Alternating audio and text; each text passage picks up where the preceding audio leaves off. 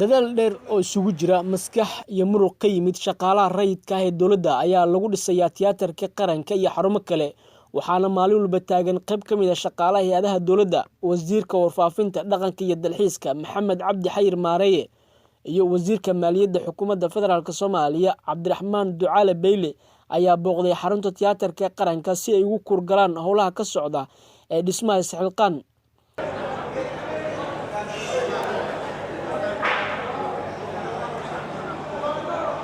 muuqaalka aad u jeedaan daawadayaal waxaa la duubay ka hor intaan la bilaabin barnaamijka Isxilqaan ee dib loogu dhisayo xarunta tiyaatarka waxaana ka muuqda burburkii gaaray muddadii uu dalka ku jiray dagaaladii sokeeye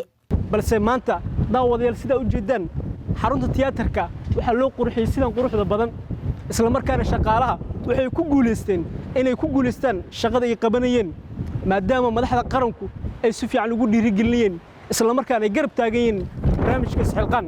wasiirka maaliyadda xukuumadda federaalka Soomaaliya Dr. Cabdiraxmaan Ducaale Beyle ayaa ka hadlay marka shaqada la bilaabayay iyo maanta guusha laga gaaray barnaamijka Isxilqaan. waxaan doonaynaa dadweynaha Soomaaliyeed in indhahoodu ay qabtaan mar walba oo halka gidaarka ay meel lagu dhajiyo ama madxafka la geeyo oo dhulkan burburay ee nolosha lagu soo celinaya sidaan ka dhignay inagu gacanteena ka dhignay haddana loo ogaado inaynu nahay dad wax dhisi kara inaan nahay ayay tani markhaati ka tahay gidaarka naga dambeeya sidoo ah wasiirka warfaafinta dhaqanka iyo dalxiiska mudane Maxamed Cabdi Xayir Maareeye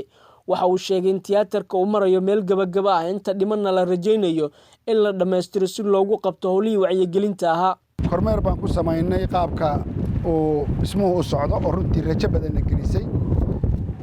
boqolkiiba 80 ku dhawaad ay dhamaatay shaqadii halkan sharaf dalka Soomaaliyeed u tahay in dadka Soomaaliyeed qabsan karaan oo Isxilqaan ay hawl inta dhan ku qabsan karaan.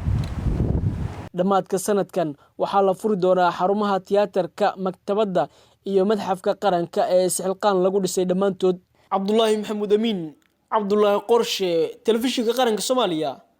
magaalada Muqdisho.